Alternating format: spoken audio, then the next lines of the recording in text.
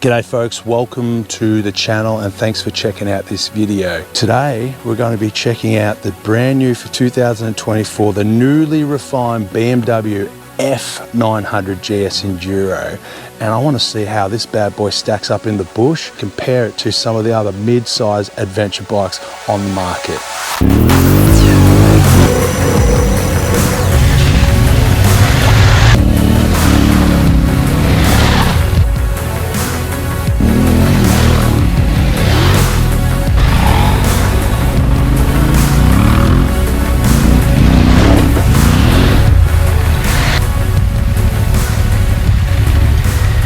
It's time to get a comparison going, and the only way to compare it is to compare it with currently the mid-size adventure segment, you know, pretty much market leaders at the moment here in Australia. We've got the KTM Adventure R, the 890, and also the Tenere 700. These bikes do exceptionally well in the bush and are really well proven out on the trails, particularly on adventure trips. So let's see how the BMW F900 GS Enduro stacks up against these two. Our mission today, a full day of riding with 3 experienced everyday adventure riders, each one swapping bikes after completing a loop on our challenging adventure course. This setup will give us comprehensive feedback on how the BMW F900 GS Enduro stacks up. The bush loop that was set up, and it is got everything you need on it to get these bikes compared, to see what this F900 GS Enduro can do. Yeah, let's taste the T7 for a bit. There's Simon on it. And this is Simon, our seasoned BMW owner and adventure pace setter.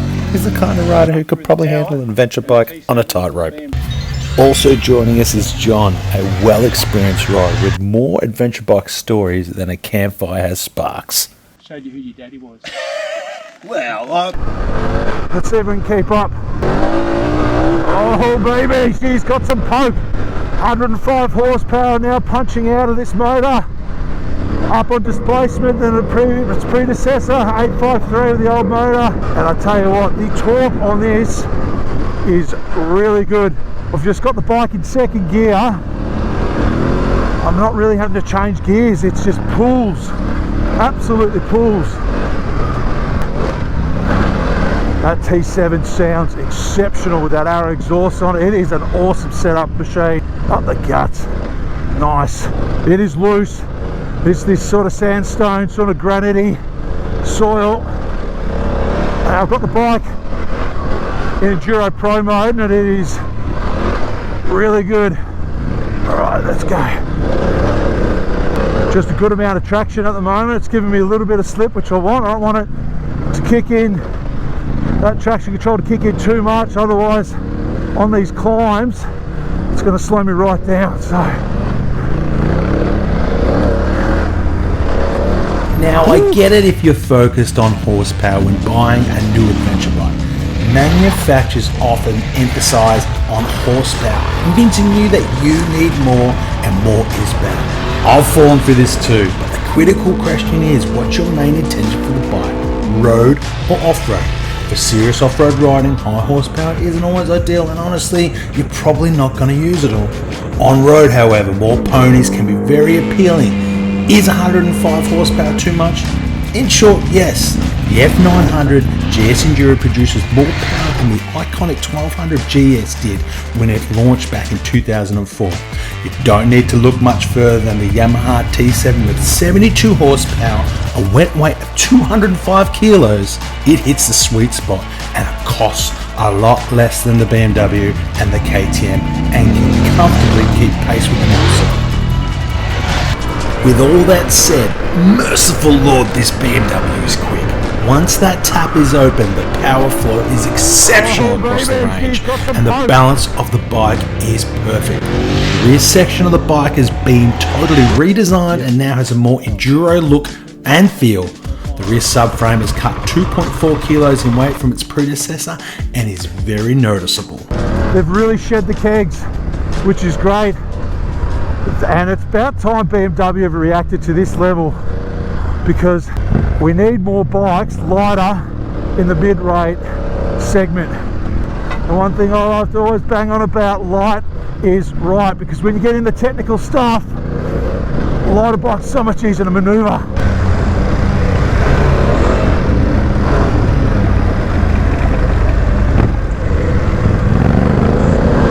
A real noticeable weight saving in this now.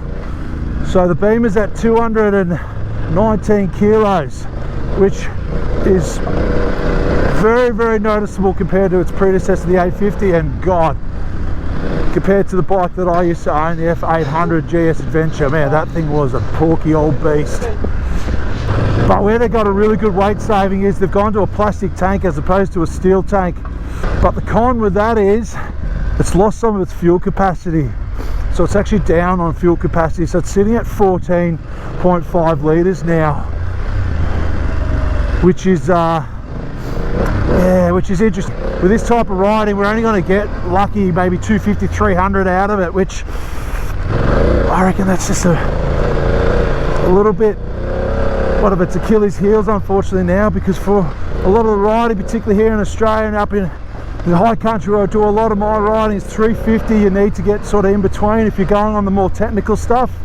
Obviously there's easier trails and connections in between the towns that are a little bit less.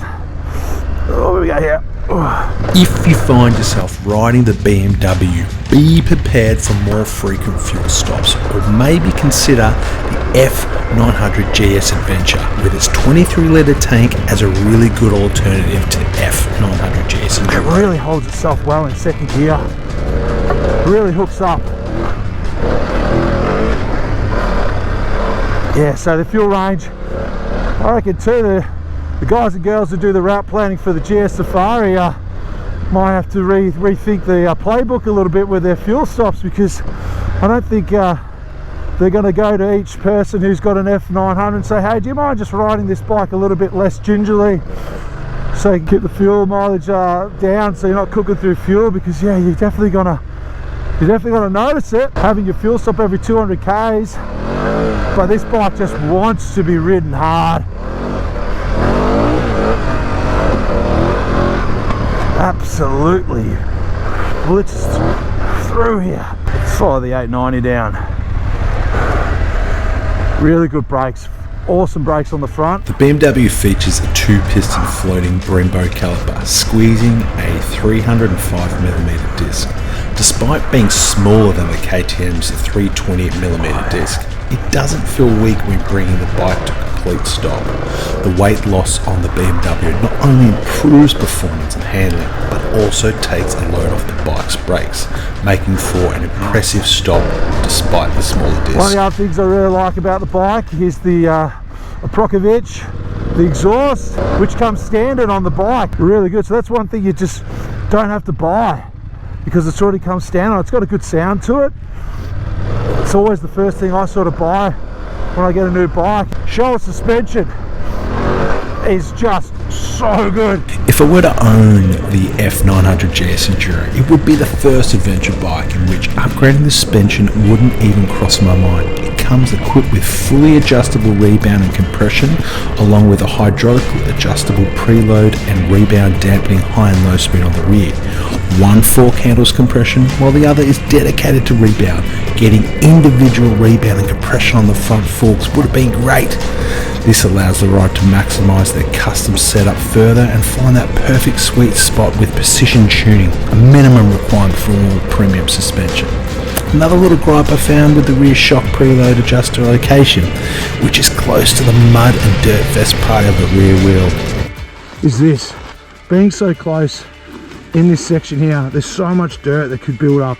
It will be exposed to a lot of dirt in that area, and it must be cleaned thoroughly and inspected after each mud pit excursion. It'll be interesting to see how the bike handles with gear on it, and if right now I don't need to do any real suspension work to it, but go chuck gear on it, it may be a little bit of a different pitch. It may be a stiffer spring if required. That would be about it, but that's pretty standard when you start chucking on all that gear. But yeah, really good suspension.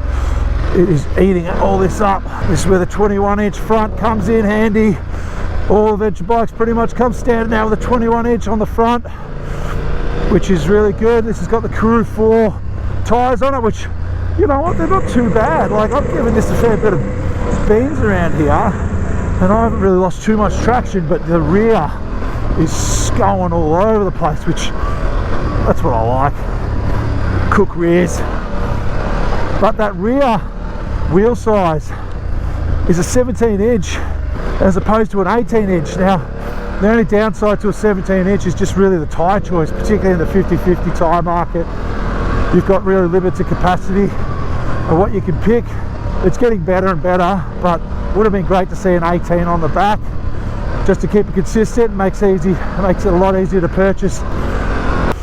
They have done an exceptional job with this thing.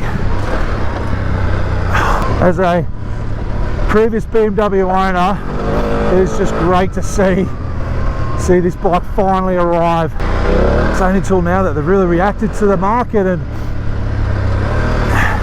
as you can see with the 890 and the Tenere, they've been in this space for a little bit, doing really good things. Very popular bike here in Australia. Alright, down we go. We'll get him on the down section. That's my speciality, is the downs. Alright, down we go across the creek crossing. Beauty. But all in all, an unbelievable package.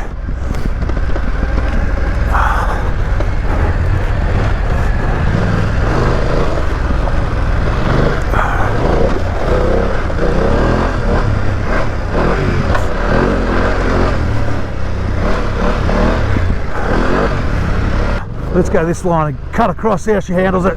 Oh, beautiful. Gets to the technical stuff, handles it flawlessly. Got plenty in the rev range. Breaking a little bit of traction, but you know what, Enduro Pro, you need to break traction, particularly on those hill climbs. You don't want that traction control kicking in, killing your momentum going up.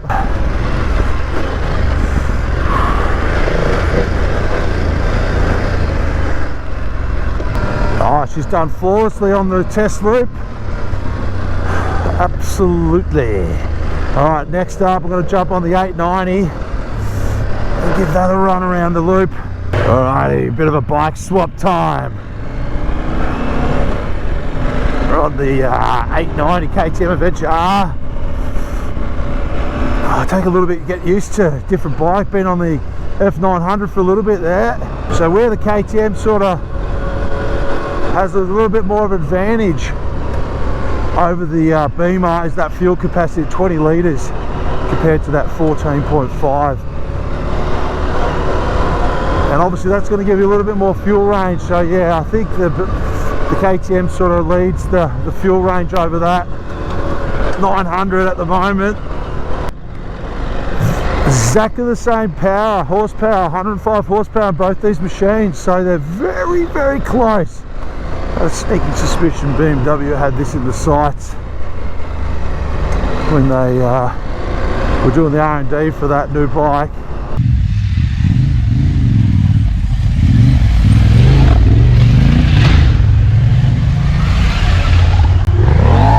Yeah, what do you think of it? Yeah, you notice the suspension straight away over the Tenere.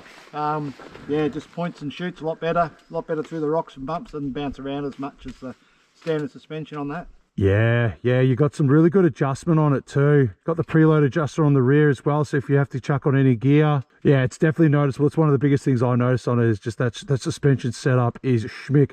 The tank standing up, the tank's a little bit wide at the front compared to the Tenere. It's a little bit skinnier. How do you find the rear foot pegs? They hit on the back of your boots a little bit, but I didn't really notice. I was looking for my steg pegs, so yeah, I was looking for the steg pegs, but one benefit I find those, they're actually a steg peg almost on the Beamer now. Yeah, gives you a little bit of grip on the back of the boot. I've seen other people just not want to take them off, but I'm like, gives you a bit of grip.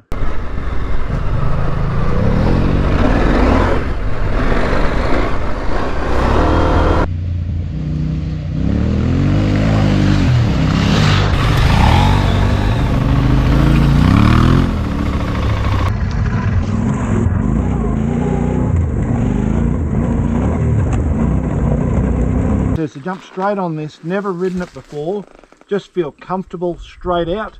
You know, just brakes a little bit different or whatever, but you know, coming up that track with all the rocks and ruts and what have you, just punted straight through it. It was, yeah, it just felt very comfortable. Mate, I absolutely 100% agree with that. This is so easy to get on and get comfortable straight away. I think all the bikes are, but this one in particular, and I think it's just how the setup with how balanced it is.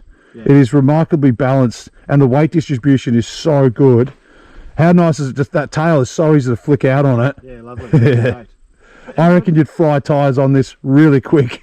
At low speeds, just doing U-turns and what have you, it's very well balanced. It doesn't feel top heavy. It's yeah, it feels very light doing just even the real low speed stuff. Yeah, nice. Ooh, yeah, KTM. You are a weapon. Yeah, this is the one thing I like about sort of the TFT displays. You can see I can change on the fly. I can change the traction control, what it's doing out on the track, which the Beamer can't do, which it's not a bad setting. So this is a really aggressive motor with that torque in good parts of the rev range. So having the ability to sort of dial in and back the traction control off, I don't mind it, because this motor, and on this type of terrain too, like where it's quite skatey already, yeah, you can flick the tail and she'll keep going. It's the Beamer.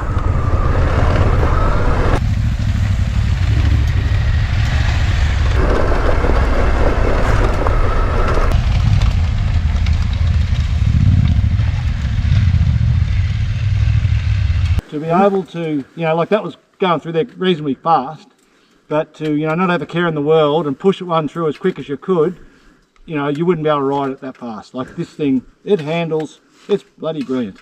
It is. I'm blown away by it, to be honest. Just to go from the 850 to what they've gone now is just, yeah, it's a game changer. It's an absolute game changer. It's phenomenal. And I reckon a lot of people on 1300s and 1250s will end up selling their bikes and having that in the stable from now on. Yes. And I reckon BMW knows that. And I reckon that BMW have been capable of producing that bike for a very long time, but they've held back because I know that their primary market is aimed at that big GS market. I did notice the wind protection. It'd be interesting to go out the road and see how that was. So along that track there, we're sitting about 80-90 kilometres an hour.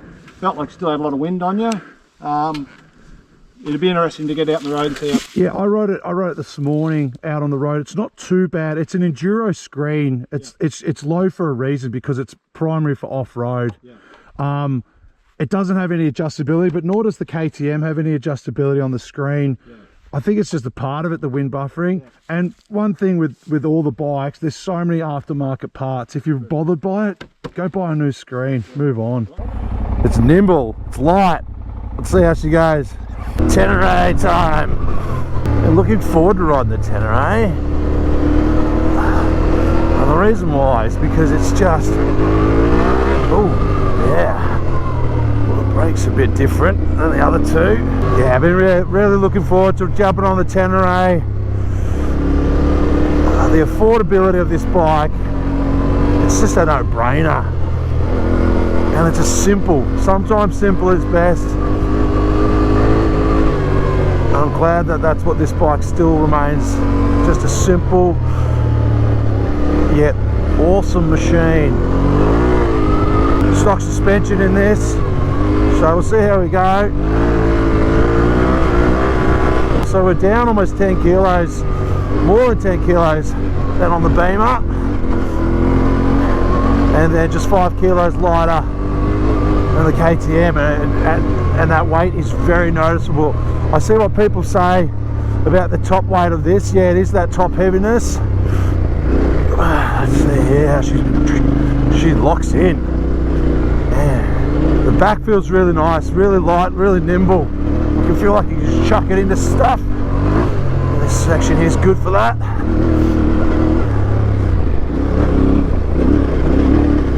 Oh, that pipe on this sounds so good. Just the firing order on this motor is just so nice.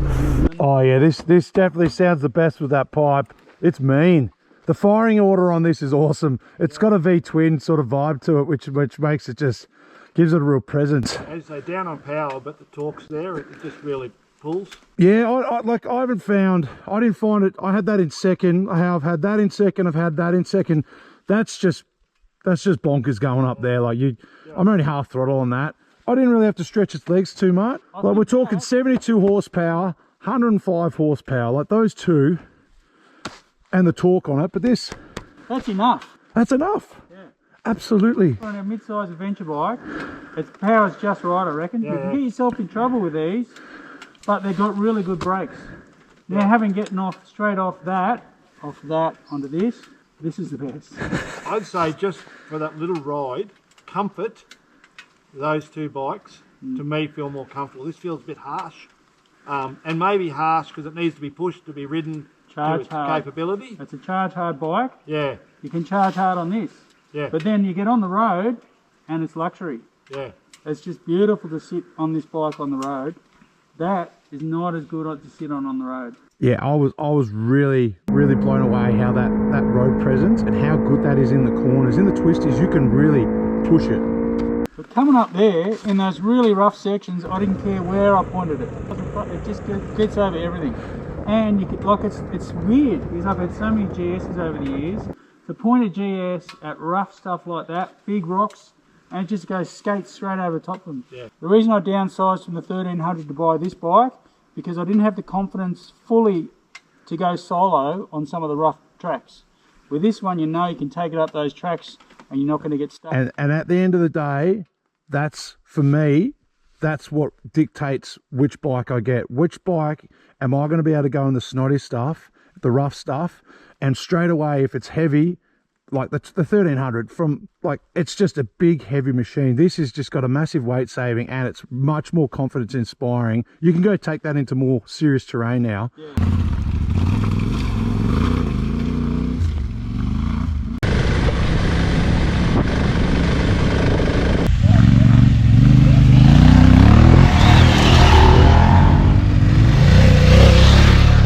It's such an easy bike, and I know now why so many people ride them. Why so many people have gone out and purchased this bike. This bike has changed the mid-weight game. When this bike came out, it shifted everything, and all the manufacturers followed because of what the Tenere has done, and it needs to be respected. This bike is phenomenal. It's a great machine. Jumping onto this, the power, you know, like you've got that much power that you don't need that much, but it's fun. It is fun. But very forgiving, it's just a beautiful bike to ride. I find just the ergonomics, I find the pegs up really high when I stand. I really feel as if I'm sort of standing up over the front of the bike. If that's a criticism, that's about it.